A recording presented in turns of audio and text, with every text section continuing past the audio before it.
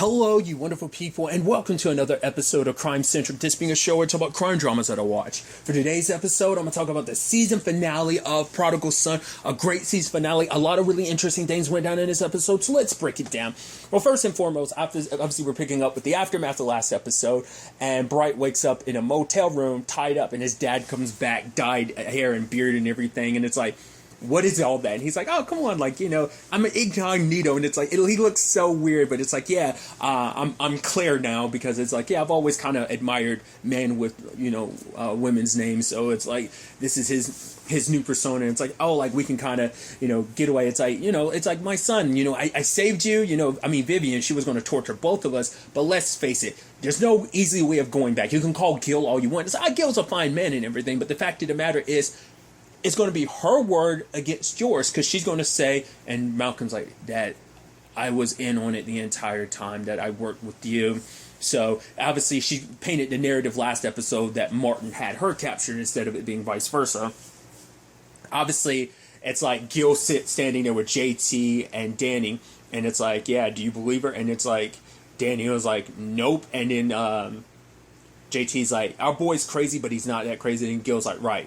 So none of us believe her. Problem is, we're the only ones. And so he has to listen to the marshal, like, he tries to talk to Ruiz, but Ruiz is kind of like, because it's a thing of like, he was like, yeah, if you put out this warrant for like Malcolm, they're going to shoot him on sight. And she's like, oh, really? She was kind of like laissez-faire about it. He was like, no, I'm serious. Like, the fact of the matter is, don't just like label him. Like, that's been her biggest issue. Like, she'd only seen this one side of Malcolm. To be fair, you saw him at his worst. He was frazzled. He was all over the place because his dad was out in a while. You caught him at his worst moment. You weren't there. These people are like family to him. They've seen him. Especially Gil. He's known what the kid's going through. He has a full picture. She only has like a fraction of a picture of who Malcolm is and what she's seen of Malcolm. She's like, he's just like his dad. So Gil is like, I'm going to stake my life on my career on like this, like, and she's like, well, fine, if another body drops, that's going to be on you, not me. And he's just like, where the hell are you, kid? Because obviously Jessica eventually comes in and admits everything, and it's like, it's a complicated thing of like, she's like, I'm weak, I wanted him dead, I wanted him out of my life. She's wanted that for so long. This was an opportunity, and had no idea that things were going to spiral out the way they did. And the only reason why she knows is because she was waiting by the phone. Like, it seems like I guess Capshaw like was already brought in and everything, so she was waiting by the phone to potentially hear from like Malcolm or anything like that. But then Ainsley shows up, so it's like, okay, which also was kind of sweet. Where it's like, wait, you watch all my reports? She's like, don't get cocky. It's like, you're not only on this because it's your dad; it's all because you're their best reporter. It's like, oh, Mom, you watch my stuff, because she always wants to kind of shine brightly in front of her family. She always felt like, oh, it's never good enough for her mom, so like hearing her mom say like, you're actually watching a report, it's like, whoa, you actually like my work, Mom, but it's like she's the one that drops the info about like Vivian playing victim. And obviously it's the thing of like, right, if you hadn't been so dead set and wanted to get Martin out of your life, feeling that this was your one opportunity, maybe things wouldn't have spiraled out the way they did, so who knows how things would have played out differently. We can live in the what ifs, but it's too late for that. It is what it is. But obviously it's a situation where at first, Jessica's like, she wants to do something, but Gil's kind of like telling her to stay out of it, because like she's already to admit it to a long list of criminal act, like doing what she did, because it's like, right, you knew someone was being held hostage, you did nothing, so that's a crime. Like, you've done a long list of crimes you've admitted to. So for her, it's just like wanting to make up for mistakes. And then Gil says this line of like, there's some mistakes that are too big, and Jessica has this look on her face like, at first, I was thinking Gil was kind of taking that as like maybe him and Jessica being a thing might be too much of a mistake of like, because it's like it blinds his judgment and hers. Like, maybe that's what I would initially took that as that, but maybe he's talking about the situation's kind of spun so far out of control. This might not be something we can necessarily 100% fix. Like, some mistakes might be too big. So, we find out more about why Martin invited, like, why they're in Vermont. It turns out this has to deal with a serial killer known as the Woodsman. Obviously, Malcolm's talked about it. He talks about it like it was one of the cases that kind of stumped him, kind of drove him a little mad back when he was working with the FBI, which obviously his FBI days aren't something that get brought up too much. The closest we got to that was like Megan Good's character last season kind of having a issue with Malcolm. I mean, it seems like outside of like the main core crew of Gil, JT, and Danny, like everyone else, kind of has issues with Malcolm just because of the way he works. We don't know how the rest of the department feels about him. I'd love to kind of get like, you know, a perspective from them on like how they're not as close to Malcolm, so they aren't as, you know, biased, you know, so I'm curious. But nevertheless, circling back to it, but, you know, it turns out the woodsman had wrote the surgeon, because obviously we've seen he has connections with other killers, because it's like, yeah, he's this well-known serial killer, so he's like, oh, like, you know, kind of a little fanboyish and stuff like that. I guess it's like, oh, like, notice me senpai type of thing. Most disturbing way to use that nomenclature of, like, you know, notice me senpai. But regardless, also, like, him getting so excited about, like, the pancakes and everything. Martin's, like, so excited because, oh, the first time I've had real maple syrup. But based on a lot of what they've kind of pieced together from the letters and everything, it started, Malcolm, like, most people thought he was just, like the cops and everything, the FBI in particular, always thought, like, the woodsman was just some crazed, deranged killer. But for him, he always felt like it was kind of like, with his background and some of the words he uses in the letters, kind of made him think, like, yeah, he might be an upstanding citizen. I might even go as far as say he's a cop. So, because, you know, Martin's trying to say, like, oh, I changed. To prove that he changed is like, let's stop this serial killer and save this woman, his latest victim, who, like, after about 2 weeks is when he kills his victims, and he puts, like, a whole seedling in their chest, like, so that something beautiful can grow for something, like, from them. Like, we never really got into the psychology of why that's his thing, but regardless. So for Martin, it's a chance to prove not only to the world, but also in particular to prove to his son, like, hey, I'm a changed man. I haven't killed in 23 years. 25 years. So it's like, I am a different man. Like, you know, you can trust me on that. So Malcolm is kind of giving him leeway to, like, hey, prove it. So he stops by the station, which is interesting. One of the deputies, I believe it's one of the actors from American Pie, which is interesting. Fox-wise, you had, oh God, I'm blanking on his name. Sean William Scott, who was Stifler in the American Pie movies, was Cole on the Lethal Weapon show, which was also on Fox. It's just kind of an interesting thing on that regard. But I saw her name in the opening, and I was like, and a gun's in this episode. Holy crap. Obviously, best known from playing Skyler in Breaking Bad, and she's the sheriff. And it's like, oh. I was kind of suspicious of her just because I was like, it's one of those things. It's like that joke from Family Guy where it's like, oh yeah, like the killer is like the most famous person in the episode.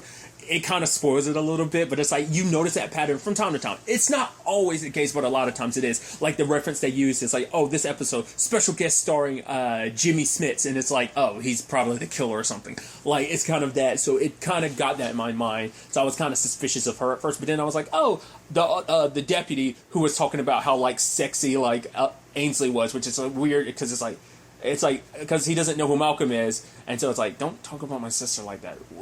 Weird.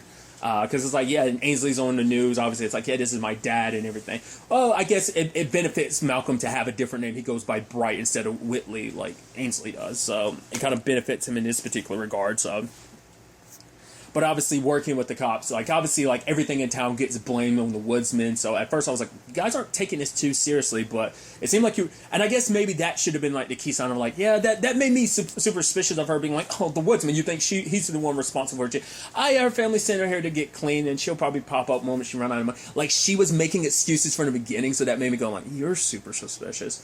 But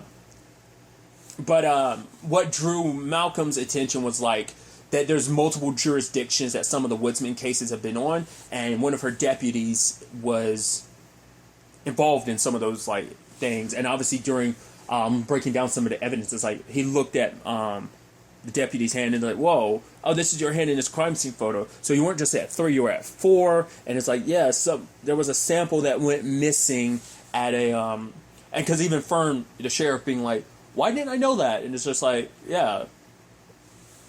Maybe that kind of goes along with stuff later on. I don't know. But obviously, it's like, oh yeah, your lieutenant calling. Someone named Claire. And it's like, yeah, I can't talk to her. And it's like, no, check the news. They put you out there on blast too, so now you're being wanted as my accomplice. So he's like, let's get out of town. But Malcolm's like, no, we need to save Jenny. Like, you want to prove to me that you've changed? Then do this. I'm asking you as your son. And Martin, has a weakness when it comes to Malcolm. It's like, fine, all right, let's do this. But you know what this means? We get to go on a stakeout. Yeah. He's so excited and everything. And obviously for Malcolm, it's just being surrounded by his dad. Like in those quiet moments, it makes him think of like, right, my dad could and has been a decent person in the past, so he wants to help in this, it's like, it's just moments like this just make him like, he kind of, that line blurs for him. It's like, I recognize my dad for the psychopath that he is, but at the same time, like, there are still so many memories I have of him as a little boy, like being just a good dad, So, but it turns out the deputy found him and knocked him out and kind of arrested him. But it's like, it doesn't make sense, because if he was a woodsman, why not just go straight to killing them? Why lock us up? Unless he's not the woodsman and he's just a cop that's like, oh, I found the surgeon. This is like a big bust for me. And it turns out that's the case, because Malcolm tried to talk to him. It's like, that means like someone at this department is the woodsman, because the woodsman has some connection. It's like, you must have some idea. He's like, it can't be. And proceeds to get stabbed by the woodsman. So I was like, who's it going to be? Who's the woodsman going to be? Like I said, my initial thought was like, are we going to find out it's kind of like the other deputy? It's like, is it going to be Fern? But then I was like, nah, it's probably going to be like her husband. But I was wondering, the big thing at that point was like, was it going to be a situation if she knew or not? We'll get to that in a bit. But circling some other elements in the story, I like the whole situation where Danny, there's a board with kind of like Malcolm in the middle of it as a suspect. And she tears it down and he's like, oh, hey, you need a minute or something? And JT's like, I will never admit this in front of him or whatever, but I do like the guy, because he even talks about the fact that it's like, oh, you kind of picked up a thing from Malcolm. He's kind of taught you a thing or two, because burying your emotions and trying to like dive yourself into a case to keep you distracted. It's like, oh yeah, that's Malcolm Bright 101, and she's doing it. So, but obviously, Ainsley went to Claremont and found out about the woodsman and everything, about some of her dad, because she got sent a fax. So I guess he needed her to look up stuff about the woodsman. So rather than just keeping that to herself, she brought it to their attention, because like, this isn't just about him, this is about their dad as well. I mean, this isn't just about their dad, it's also about Malcolm as well. So they're working that angle of things and end up kind of eventually making their way there. We got that whole interesting reveal where, like, Fern comes out like, oh, yeah. It's like, why don't we do this? Why don't you look? Oh, we're looking for a deputy. He hasn't shown up. And they look and see under some, like, coffee grounds or whatever, we find a bloody shirt. So she cleaned up the crime scene for her husband. And it turns out she has known what he is. She's actually just been covering from him. Like, at what point she found out, who knows? Because it's also the complicated thing of, like, they have a family together. So I think this in itself is supposed to show you, like, the other spectrum of, like, we've seen how it worked out between Jessica and Martin. Now we're seeing, like, another couple in a similar situation. She enabled it, whereas Jessica never, the moment she found out, like, obviously it was kind of a shock to her. So here's someone who found out and assisted, in fact, like, but we don't know at what point she found out.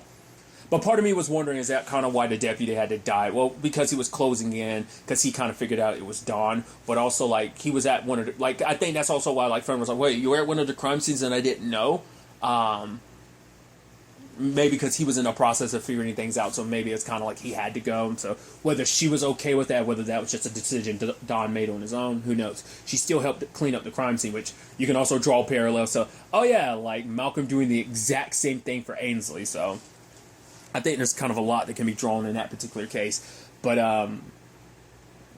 it was really neat, like the talk Ainsley had with Fern about, like, she's like, admitting, she's like, my dad is Martin Whitley. And for her, it's like, I've always known I was half darkness, but I also knew that there was half light inside of me that came from my mom. That the fact is that I, the good, the kind. But your children, they won't be so lucky because it'll all be darkness. But at the very least, you can redeem yourself because she's known what her husband is, and rather doing the right thing, she covered for him, and more people have gotten hurt in the process. So it's like, you can redeem yourself. You can make it up. You can at least restore some light to all of this, because your kids are going to be, at the very least, when it came to Malcolm and Ainsley, yeah, they have had these 20 plus years shadow cast over them by their father, just the natural darkness they've had to get from him as well. But it is also their mother's light that kind of, they at least had their mother. Her kids are going to grow up not only with their dad being the serial killer, but also their mom being kind of an accomplice in her own right. So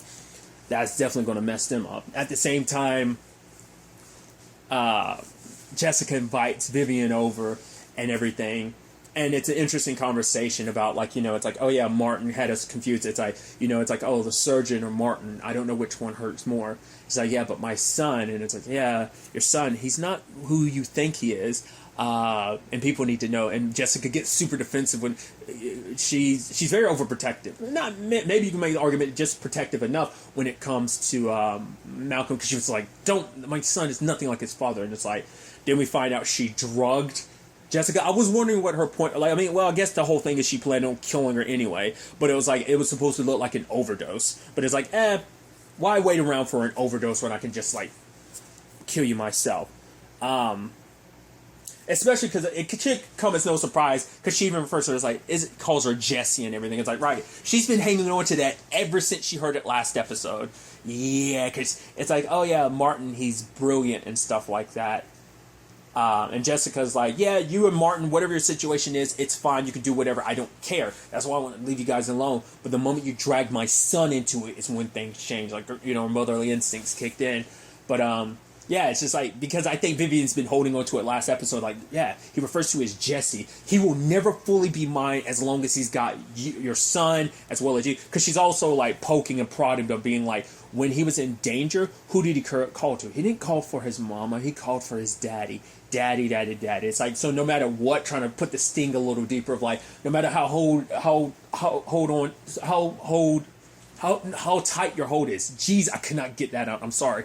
No matter how tight your hold is, there's always going to be something between him and his father, which is an issue for her, because it's like, I want that borderline unconditional love he has for his son no matter what. I want that, but it seems like he won't give it to me. But also, he's still holding it, because we know that there's some part of Martin still kind of holding out hope that everything between him and Jessica were going to work out, because he had a whole dream about it and everything. It's like, oh, she's welcoming home, and it's Ainsley was too, and then it was Malcolm that kind of destroyed and ruined everything. Which we'll get to that. That kind of plays a theme in this episode. But ultimately, Vivian tried to attack her, but it's like, no. You think some drinks and some Vicodin is going to knock me out. It's like, come on, that's breakfast for me. And they proceed to fight.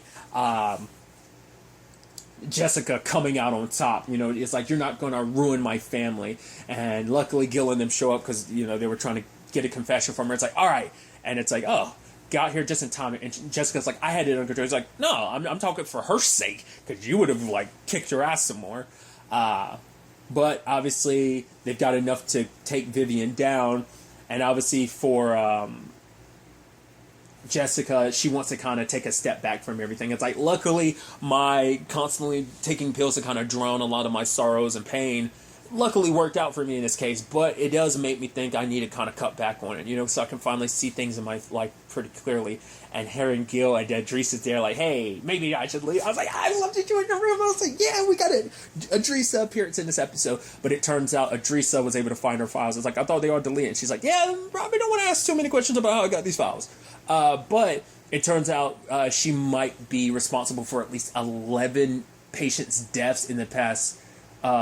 So I was like, right, so no wonder, once again, it's interesting because you were thinking, oh, maybe that she was some innocent woman that had her own issues that fell for Martin. I brought up the whole, pen pal situation where serial killers have their own fan base and women, have women that love them type of thing. And it seems like, no, Vivian's not that. She's another killer and psychopath reaching out to another killer and psychopath. Much like the Woodsman did, which, circling back to the Woodsman,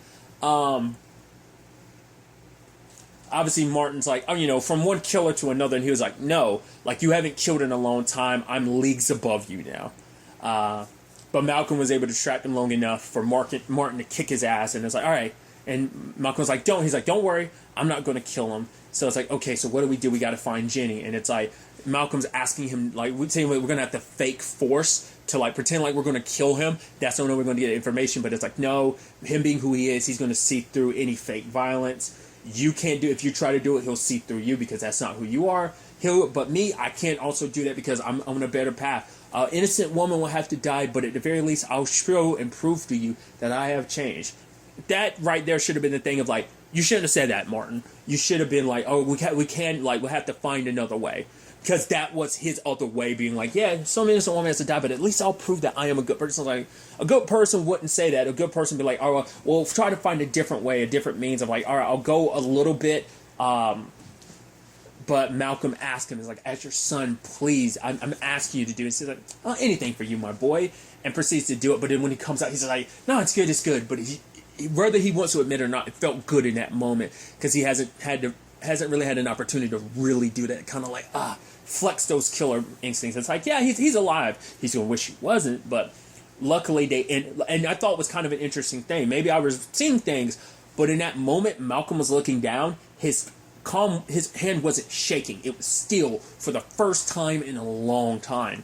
And I think maybe for him, like, that spoke volumes about the circumstances. So luckily they find Jenny. Luckily, but, you know, in that moment, Malcolm made the decision, like, he was going to turn his father in, because I think for him, it's like, I can't just let you, like, be out and about. You can't be, because I think maybe it's a situation where it's like, despite everything, even though I'm the one that pushed you to do it, which is an issue all in its own right, the fact is that you were willing to do it. That, honestly, I'm surprised Malcolm didn't throw it out there, but it's like, no, you've wanted to do it. You just needed an excuse, and I just happened to be that excuse. But the argument could be, it's like, no, you pushed and manipulated into me, which we'll get to in a second. But Malcolm turns him in, calls 911, and obviously, luckily the team got there, but by the time they got there, like, Malcolm's chasing after Martin and tries to stop him. He's like, this world, this isn't, there isn't a place for you in this world. But for Martin, it's like, you ruined everything. He's like, I was doing good. I showed you I was a changed person. I did better. But you manipulated me. You pushed me to do. I think you could see both sides of it. I think you could see one side of, like, right, if you were really the changed person you were, Malcolm saying what he said wouldn't have pushed you to do it. So the argument could be you were just looking for an excuse to kind of go back to your old ways. It's there inside you. The argument could also be, who's to say sooner or later that monster wouldn't have wreaked its ugly head? You killed 23 people, went the whole thing about pretending to be, because he wanted to spin it to be like, oh, he was so demanding, being the perfect husband, being perfect and all that. And Malcolm looked at him, he's like, okay, except when I wasn't. But it's like, you went around pretending that long. Who's to say you aren't pretending now? But maybe it's also because Malcolm did believe it for a second. It's like, right, you really have changed. You are trying to do good. And the fact that you're doing it for my sake, for him, it's making it feel like, oh, this is my old dad again. But, it is a circumstance of you're still the killer that you are. And he doesn't believe he can change. It's like, it's too ingrained in who you are. But also it is a thing, and the effed up thing is, Malcolm did ask him to do it, because Malcolm on some level knew his dad would do it. The fact is, you had to do some wrong to do some good. You manipulated your dad, you pushed him back to being the killer that he was, that monster again, just to get the information, because his dad being changed isn't nearly as important as saving this woman's life. And maybe the argument could be there, like, his desperate need to, like, save people, to feel that hole inside of him, what he's willing to do to, feel that, what he's willing to sacrifice. Like, I don't know. I'm a little more pessimistic in this regard. I don't believe Martin changed. I think if it wasn't this, something else would have, that he is pretending that he was playing, like, that this was a facade trying to let his son's guard down. That's what I interpreted that as. I don't know. And obviously, but for Malcolm, it's just like, all right, kind of come in, Dad. Like, I'm trying to save you, because if you're kind of left out in the wild, you are going to cross that line, and they are going to put you down, like, the moment they get the chance to. But in that moment, I kept thinking, like, Danny was going to show up and put Martin down, because she was even saying, like, hey, if you do this, like, your dad out of your life, out of the picture, you'll finally be free of him once and for all, and what that would do for you.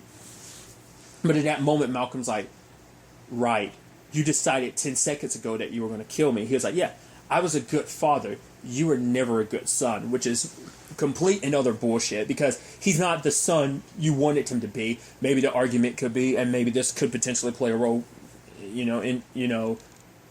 Ainsley could be like it's like he spent so much time dedicated to Malcolm, like, oh, my boy, and everything, and it's like, oh, I should have been Ainsley's the one I should have been. She can be the daughter, the child I really want, while you, Malcolm, continue to be a disappointment. But in that moment, like when Martin tried to stab him, Malcolm stabs him instead, and he's like I've always told you, you're just like me. And in that moment, Malcolm's holding the knife because it's like, it's there in that moment, and Danny looks at her, she says, right, Malcolm, what have you done? And now it's like, it was self-defense, but also at the same time, it's not going to look that way. It's going to look like, no, he just straight up stabbed his dad, and it's like, is Martin dead? I mean, he's currently bleeding out, but I think they'll be able to potentially save him. But the question then becomes like, well, the fact is you crossed that line and stabbed your own father. I mean, to be fair, it comes full circle because didn't that happen? Didn't he stab him before? I can't remember. Or was it him stabbing Malcolm? I honestly can't remember. I think Malcolm stabbed him, right? So it kind of comes full circle in that regard. But it's also like, the fact is his hand isn't shaking. The fact is that, doing what he did, using a monster to get information out of a monster like that, plus what he's done recently, disposing of Endicott's body, how it made him feel, how he's been questioning himself so much, always having his dad in his head, always, so, I don't know. Also, will Danny look at him any differently? Because it's like, right, because the argument could be like, oh, was it in self-defense? It's like, no, this looks like it was just cold-blooded, like you wanted to get rid of your dad, and it's like, no matter the narrative, how Malcolm starts thinking about it will be the biggest factor, like, especially because him and Danny took the step forward, and it's like, this might be the thing that sets them back. She was kind of hoping things would be fine, like, yeah, if your dad ends up dying, like, yeah, it's good. It's like, she didn't want, like, him being the one to do it, it's like, this is going to end badly, because, Malcolm's already a mess, this on top of it's going to lead to a long list of issues, but, yeah, interesting way to end off the season.